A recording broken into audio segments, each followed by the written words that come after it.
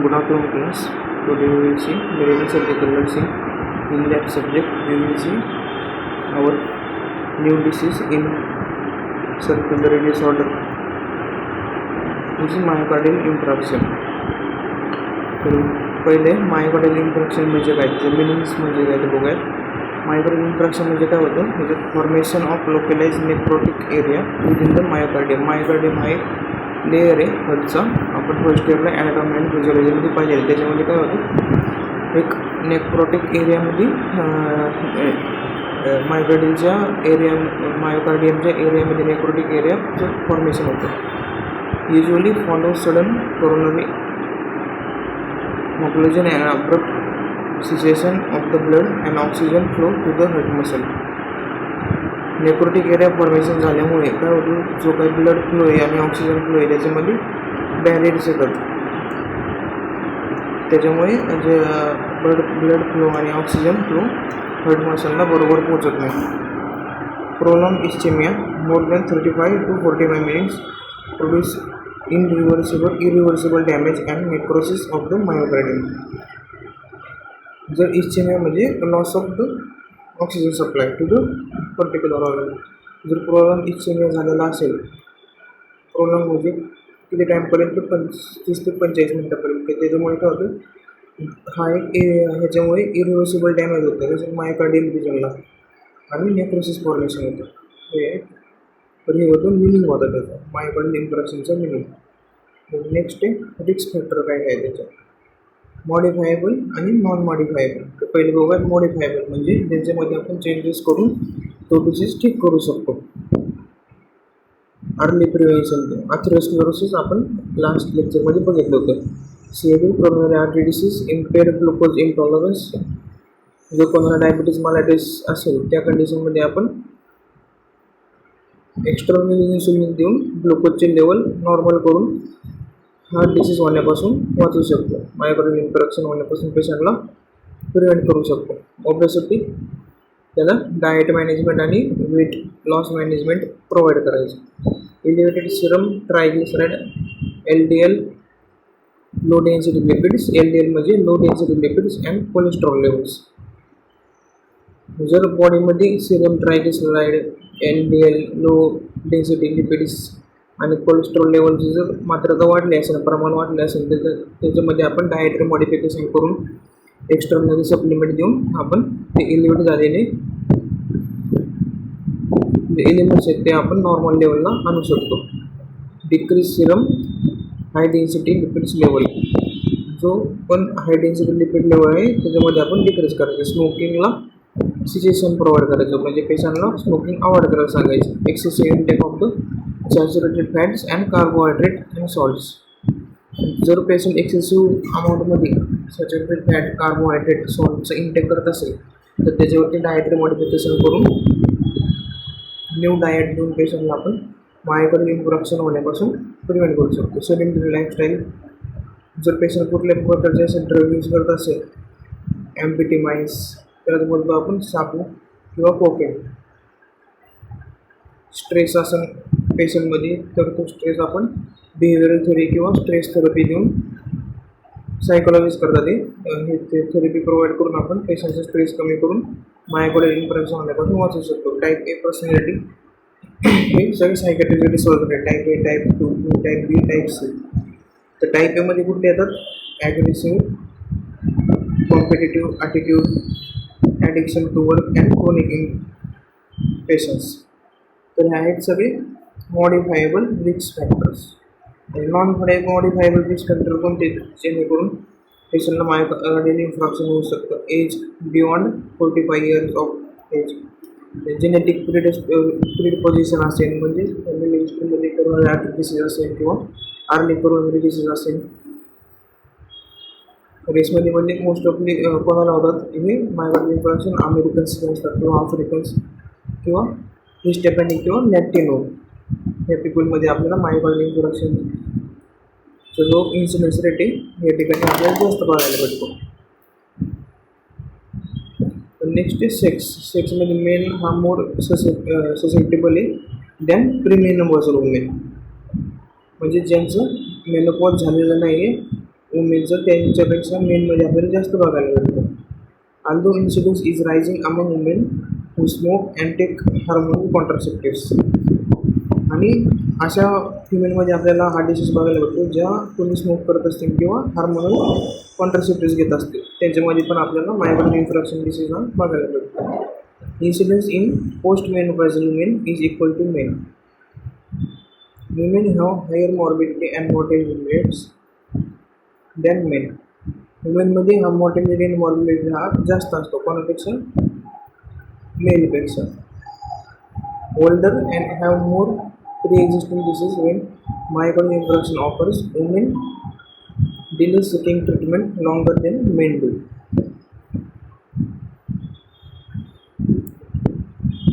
तर हे सगळे होते मॉडिफायबल रिस्क फॅक्टर्स.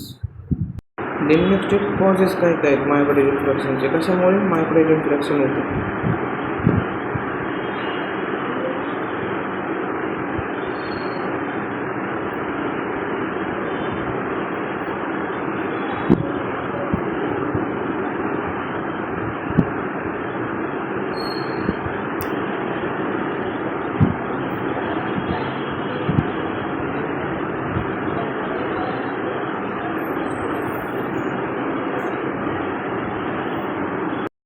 तर एक causes MI result from occlusion of the one of the coronary artery which can stem from atherosclerosis मुळे होऊ शकतो कोरोनरी मायोकार्डियल इन्फ्रॅक्शन, कोरोनरी थ्रोम्बोसिस किंवा एम्बोलिसिसमुळे होऊ शकतो, प्लेटलेट ॲग्रिगेशनमुळे होऊ शकतो, कोरोनरी आर्टरी स्टेनोसिस किंवा स्पाझममुळे होऊ शकतो. Decrease blood flow with the stock and haemorrhage.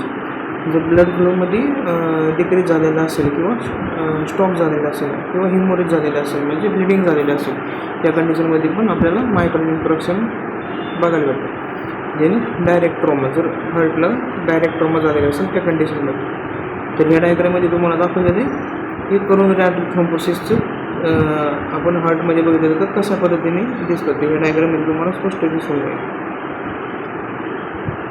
Okay.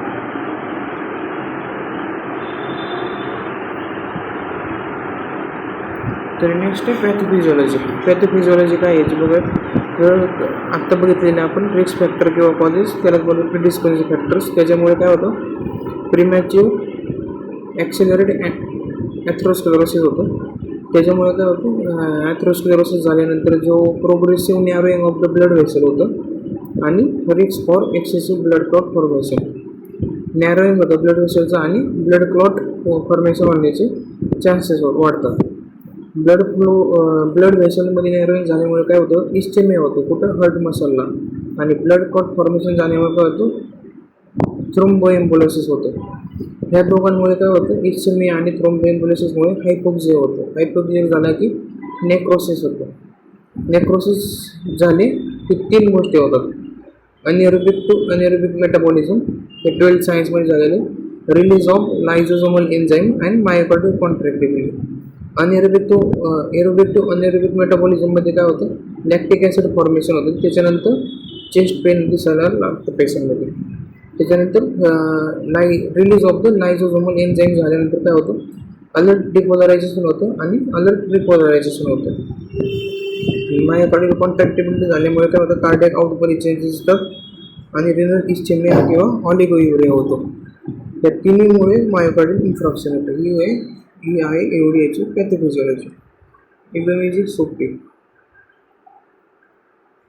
The MI almost always occurs in the left ventricle due to the occlusion of the left anterior descending artery.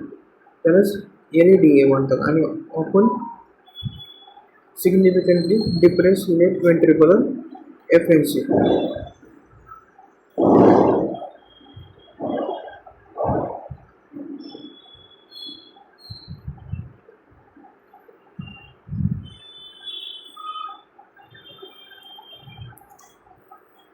Myocardial infarction आपल्याला mostly कोणत्या चेंबरमध्ये बघायला भेटतं, left वेंट्रिकलमध्ये. का, तर जे left anterior descending artery त्याच्यामध्ये occlusion होतं आणि डिप्रेशन दिसतात. त्याच्यामुळे आपल्याला लेफ्ट वेंट्रिकलमध्ये मायोकार्डियल इन्फ्रॅक्शन जास्त प्रमाणात बघायला भेटतं. Alteration of the FNC depend on size and location of an इन्फ्रॅक्ट.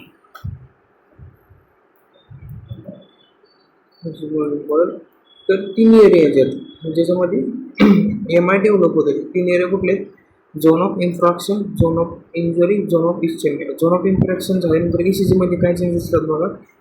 जे क्यूवेव्ह आहे त्याच्यामध्ये पॅथॉलॉजिकली क्यूवेव्ह ही फॉर्म होते झोन ऑफ इन्फ्रॅक्शनमध्ये. झोन ऑफ इंजुरीमध्ये काय होते? इलिव्हेटेड EST सेगमेंट आपल्याला बघायला भेटते. इलिव्हेटेडमध्ये EST सेगमेंट जो आहे त्याच्यामध्ये इलिव्हेशन झालेलं बघायला भेटतं. Next zone of ischaemia. Zone of इस्चेमियामध्ये काय होतं? जी टी वेव्ह आहे त्याच्यामध्ये आपल्याला इन्व्हर्जन झालेलं बघायला भेटतं. तर हे आहेत areas. In classification of MI, transmural infarct, sub endocardial infarct, intramural infarction हे क्लासिफिकेशन आहेत. तर पहिले ट्रान्सम्युरल इन्फ्रॅक्ट म्हणजे काय बघूया. Extend from endocardium to epicardium. Transmural infarct कसं बघायला भेटतं आपल्याला? एंडोकार्डियम पासून तर एपिकार्डियम पर्यंत. त्यांनी सब एंडोकार्डियल इन्फ्रॅक्ट कशाला बघायला भेटतं आपल्याला? एंडोकार्डियल मसलमध्ये बघायला भेटतं. देन इंट्राम्युरल इन्फ्रॅक्शन कशाला बघायला भेटतं? पॅची एरियाज. जे पॅची एरियाज आहेत हार्टचे त्याच्यामध्ये बघायला भेटतो. हार्टच्या कुठल्या पॅची एरियामध्ये? मायोकार्डियमच्या. आणि equally associated with angina pectoris. Angina pectoris हा आपण वेगळा घेतलेला आहे. तर हे आहेत क्लासिफिकेशन.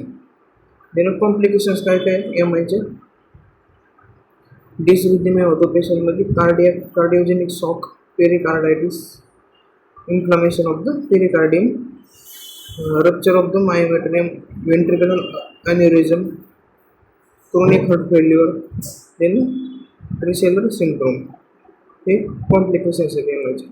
तर असेसमेंट फायंडिंग कसं करणार आपण MIच्या पेशंटमध्ये? कुठले असेसमेंट करणार बघूयात. पेनचं असेसमेंट करणार, anxiety and apprehension and shock. तर पेनचं असेसमेंट कसं करणार आपण? Cardinal symptoms of the MI, प्रेजिस्टन्स और crushing substernal pain that may radiate to left arm, jaw, neck and shoulder blades, undelivered by rest and nitroglycerin. जे pen आहे ते radiating pain आपल्याला बघायला भेटतं कुठून? सबस्टर्नल पासून, म्हणजे स्टर्नल एरिया आहे त्याच्या मिडल पासून पुढे रेडिएट होतं ते लेफ्ट साईडच्या आर्म, जॉ, नेक आणि शोल्डरला. एन्झायटी आणि ॲप्रिसिएशन बघायला भेटतं आपल्याला. फिलिंग ऑफ डोम होते पेशंटमध्ये. फिलिंग ऑफ डोम म्हणजे पेशंटला असं एकदम इंटेन्सली पेन होतं ज्याच्यामुळे पेशंटला असं वाटतं की एकदम सिव्हिअर इंजुरी झालेली आहे. एकदम डेथ अबाउट टू हॅपनिंग म्हणजे मृत पावण्यासारखं जसं पेन होतं तसं पेन होतं. आणि पेशंटमध्ये रेस्टलेसनेस बघायला भेटतं. देन शॉकमध्ये सिस्टॉलिक प्रेशर आहे लेस दॅन 8 mm बघायला भेटतो. लिथार्जिक बघायला भेटतं पेशंटमध्ये. कोल्ड क्लॅमिक स्किन बघायला भेटते. डायपोरेसिस बघायला भेटतं. पेरिफेरल सायनोसिस बघायला भेटतं. पेरिफेरल म्हणजे लिम्समध्ये सायनोसिस बघायला भेटतं. ट्रॅकिक ब्रॅडिकल्ली आणि विथ बघायला भेटतं. डायपोरेसिस म्हणजे काय? स्वेटिंग होतं, एक्सेसिव्ह स्वेटिंग होतं पेशंटमध्ये. हे अनयुज्युअली असतं. ऑलिगोरिया म्हणजे less amount of urine, blood urine flow less than 30 ml per hour. Fever बघायला भेटतो पेशंटमध्ये. Slight temperature elevation within the 24 hours and extend 3 to 7 days with leukocytosis and elevated ESR. ESR असतो erythrocyte sedimentation rate. Indigestion बघायला भेटतं पेशंटमध्ये. Gas pain around the heartburn पेशंटमध्ये बघायला भेटतं. हर्ट बर्न, नॉझिया आणि वॉमिटिंग. ॲक्यूट पल्मोनरी इडेमा बघायला भेटतं पेशंटमध्ये. सेन्सेशन ऑफ द सफोकेशन म्हणजे गुदमरल्यासारखं होतं पेशंटला. डिसेप्निया होतो, श्वास घेता येत नाही बरोबर. ऑर्थोपेनिया होतो, गर्गलिंग होतं आणि बबलिंग रेस्पिरेशन बघायला भेटतं पेशंटला. त्याच्यानंतर डायग्नोस्टिक इव्हॅल्युएशन स्टडीमध्ये काय करणार आपण? Total creatinine kinase level check करणार. जी ही क्रिएटिनिन कायनेज लेवल ही राईज कधी होती? Within 3 hours after chest pain. आणि पीक एकदम पीकला कधी जाते? 24 hours after damage and death of the cardiac tissue. ज्यावेळेस कार्डियक टिश्यू डेथ होती त्याच्यानंतर 24 तासांनी ही पीकला जाते. नेक्स्ट आहे CKMB आयसो एन्झाईम. ही पीक इलिव्हेशनला कधी जाते 18 ते 24 आवरमध्ये जाते. कशानंतर चेस्ट पेन नंतर. आणि रिटर्न टू नॉर्मल कधी येते 48 ते 72 तासांमध्ये ही CKMBची जे व्हॅल्यूज आहेत त्या नॉर्मल लेवलला जातात. देन ट्रॉपिन लेवल राईज कधी होती 3 आवर्समध्ये आणि इलिव्हेटेड कधी पण राहते 3 वीक्सपर्यंत इलिव्हेटेड राहतात. याने मायोग्लोबिनची लेवल इन्क्रीज कधी होती 1 आवर नंतर. कशानंतर डेड सेलची डेथ झाल्यानंतर. पीक लेवलला कधी पोचते 6 आवर्स नंतर. आणि बॅक टू रिटर्न म्हणजे बॅक टू नॉर्मल लेवलला कधी येते विदिन 24 to 36 आवर्समध्ये किंवा त्याच्यापेक्षा कमी पण आवर्स लागतात. आणि LDL लेवल राईज कधी होते 24 आवर्स आफ्टर MI. पीक लेवलला कधी जाते 48 to 72 आवर्स. आणि नॉर्मल लेवलला कधी येते विदिन द 7 days. WBCमध्ये आपण इलिव्हेशन झालेलं बघायला भेटतं. WBCमध्ये WBCची व्हॅल्यूज येते इलिव्हेट किती होतात 10,000 ते 20,000पर्यंत on second day of following MI. आणि कधीपर्यंत जातात 1 वीकपर्यंत WBC इलिव्हेट झालेले बघायला भेटतात पेशंट. ECGमध्ये काय चेंजेस होतात ST जो सेगमेंट आहे त्याच्यामध्ये इलिव्हेशन झालेलं बघायला भेटतं. जसं की आपण 3 areas of the development of MIमध्ये बघितलं होतं. ST सेगमेंटचं इलिव्हेशन, T वेव्हचं inversion and pathogenic Q wave formation वगैरे बघायला भेटते. Hours to days after the MI म्हणजे खूप काही तासानंतर ते काही दिवसांपर्यंत MI झाल्याच्यानंतर ST and T wave will return to normal. जे ST वेव्हज आहेत आणि T वेव्हज आहेत त्यांच्यामध्ये ते नॉर्मल लेवलला झालेल्या बघायला भेटतात काही तासानंतर किंवा डेज नंतर. Q wave usually remains permanently. जी Q वेव्ह आहे ती प्रॉमिनंट Q वेव्ह ही काही कंडिशनमध्ये आपल्याला परमनंटली पेशंटच्या ECGमध्ये बघायला भेटते.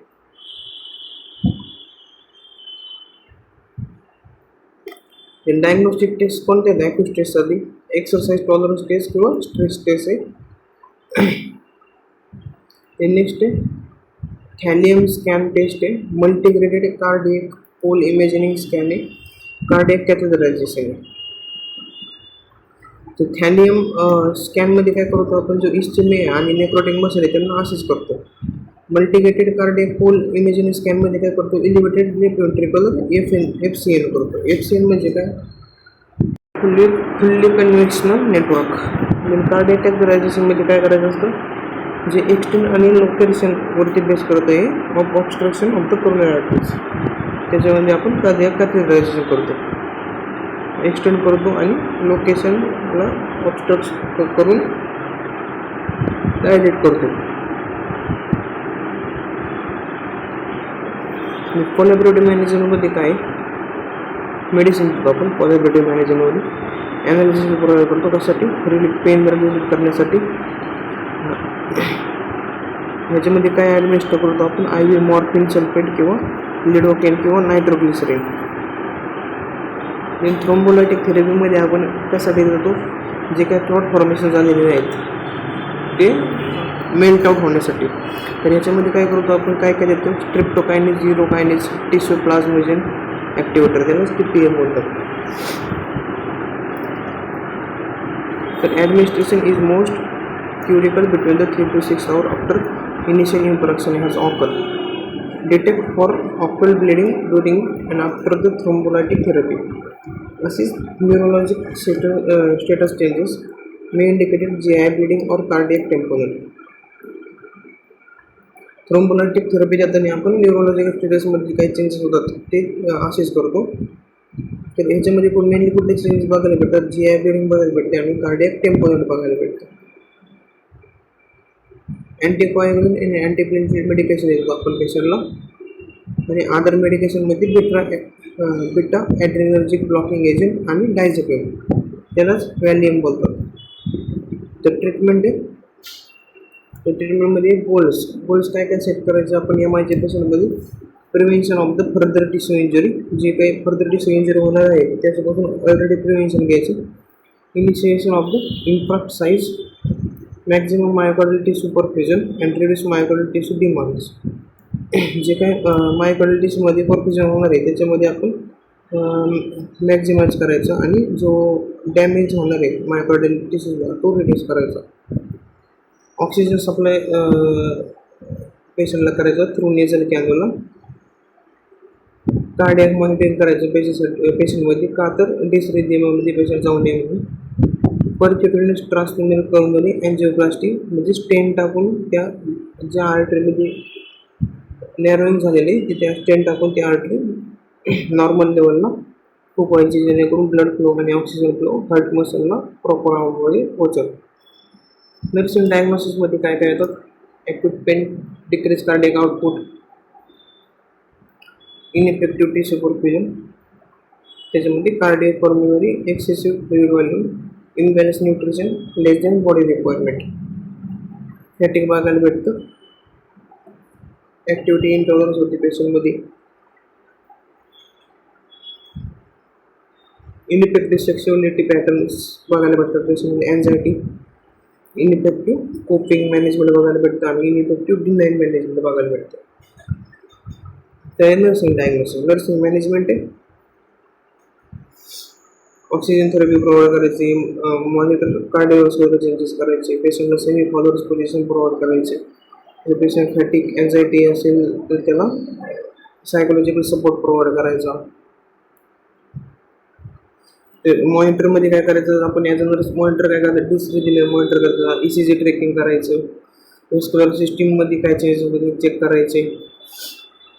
आपण ड्रग दिल्यानंतर ड्रगचा प्रॉपर इफेक्ट होतो आहे का साईड इफेक्ट होतो हे चेक करायचं. फार्माकोथेरपीज ॲडमिनिस्टर करायचे जसं डॉक्टरने प्रिस्क्रिप्शन दिलेलं आहे तसं. पेशंटला रेस्ट प्रोव्हाइड करायची आणि मिनिमम अननेसेसरी डिस्टर्बन्स. कम्फर्टमध्ये काय प्रोव्हाइड करायचं पेशंटला जो पेन होते त्याच्यापासून रिलीव्ह करायचं. मॉर्फिन सल्फेट प्रिस्क्राईब करायचं जर हे ऑर्डर असेल तरच. म्हणजे सिम्पॅथेटिक स्टिम्युलेशन डिक्रीज करायचे पेशंटचे आणि मायोकार्डियल ऑक्सिजन डिमांड इन्क्रीज करायचे. Prevent stock from severe pen.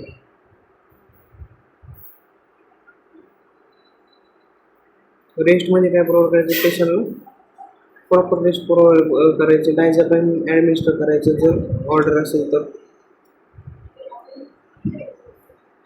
पेशंटला कार्डियक केअर युनिटचे पर्पजेस एक्सप्लेन करायचे. तर याच्यामध्ये काय होतं कार्डियक केअर युनिटमध्ये काय करतं एक्स्ट्रा आपण मॉनिटर करतो जसं की एक्स्ट्रा मॉनिटरिंग करतो आणि safety during the early recovery period. Psychosocial support पण प्रोव्हाइड करायचा पेशंटला. इन प्रमोटिंग ॲक्टिव्हिटीमध्ये आपण त्या स्लाईडमध्ये दिलेले वाचून घ्या. न्यूट्रिशन आणि एलिमिनेशन पॅटर्न आपण पेशंटला प्रोव्हाइड करणार.